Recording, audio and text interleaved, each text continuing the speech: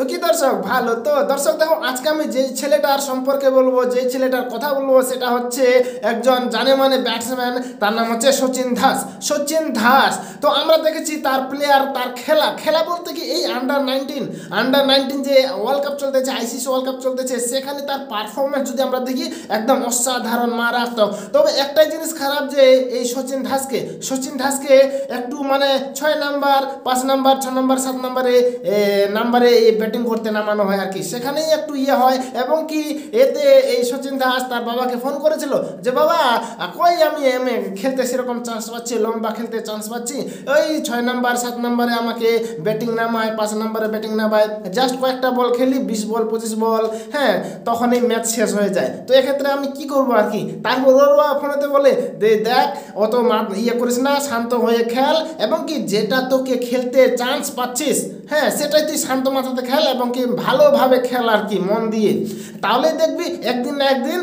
সমস্ত ইন্ডিয়ার মুখে সমস্ত ইন্ডিয়ারবাসীর চোখে তুই উজ্জ্বল হয়ে উঠবি। আর ঠিক একইভাবে নেপালে খেলার পর এই ছেলেটা সচিন দাস একদম অল ইন্ডিয়ার কাছে ইন্ডিয়াবাসীর কাছে সমস্ত ইন্ডিয়ারবাসীর কাছে কিন্তু একদম হাইলাইট হয়ে উঠেছেন এবং হাইলাইট হয়ে ওঠার পর এই যে নেপালের সাথে খেলেছেন, খেলার পর এই যে সাউথ আফ্রিকার সঙ্গে খেলেন একদম অসাধারণ যে ম্যাচটা একদম ইন্ডিয়া হেরে যাচ্ছে সেখানে সচিন দাস কি করে ম্যাচটাকে রিকভারি করে এবং কি সম্পূর্ণ ম্যাচটাকে জিতার যেখানে জায়গা আর কি, যেখানে গেলে জিতা যায় সেই পজিশনে একদম ইন্ডিয়াকে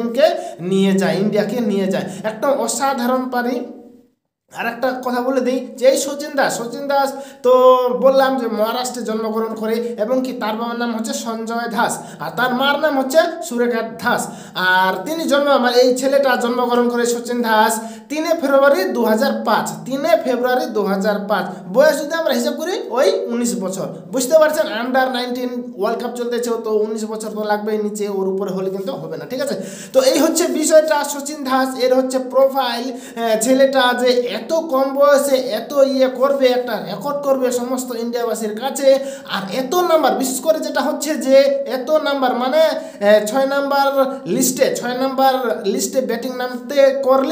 নামতে এসেও যে এভাবে পারফরমেন্স দেখাবে ইন্ডিয়াবাসীকে, এটাই সব থেকে একটা বড় ব্যাপার। আর সব থেকে বড় ব্যাপার হলো যে এই যে ইন্ডিয়া ভার্সেস সাউথ আফ্রিকা ম্যাচটা হলো এখানে এই ম্যাচটাতে সব থেকে কিন্তু হাইলাইট হয়ে উঠলো এই সচিন দাস। তো সচিন দাস এখন অল ওয়ার্ল্ড অল ইন্ডিয়া এখন কিন্তু সচিন দাসের জয়গান চলতেছে এবং কি তার প্রোফাইল কেউ দেখছে গুগলে যে এই সচিন দাস জন্ম কোথায় করে কখন করে তার বাবা মা মানে ইত্যাদি আর কি গুগলে সার্চ করতে থাকে আর কি এই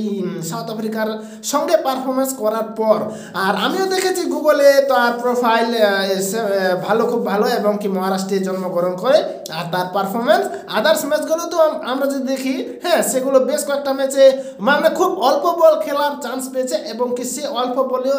সে কিন্তু খুব পারফরমেন্স করেছে এবং কি অসাধারণ পারফরমেন্স করেছে এবং কি নট আউট থেকেছে। তো এটাই হচ্ছে সব থেকে ভালো। আর সব থেকে যেটা হাইলাইট হয়ে যায় সেটা নেপাল এবং কি সাউথ আফ্রিকা তো একদম হই হাল্লা করে দেয় ম্যাচটাকে এবং কি সবার মুখে দাস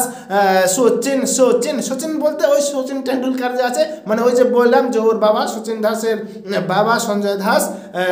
সচিন টেন্ডুলকার একদম বড় ফ্যান ছিলেন আর তার জন্য নাম অনুসারে মানে সচিন টেন্ডুলকারের নাম অনুসারে তার নাম রাখা হয় সচিন দাস রেকর্ড। আর আশা রাখছি যে এই ছেলেটা 19 বছরের এই ছেলেটা ধীরে ধীরে আরও এগিয়ে যাবে এবং কি যেভাবে পারফরমেন্স করছে তাতে তো অসাধারণ, তাকে কেউ আটকাতে পারবে না, কোনো প্লেয়ার কোনো কোচ মানে কোনো লোকেই তাকে আটকাতে পারবে না, একদম ব্যাপক পারফরমেন্স। হ্যাঁ ঠিক আছে, তো ঠিক আছে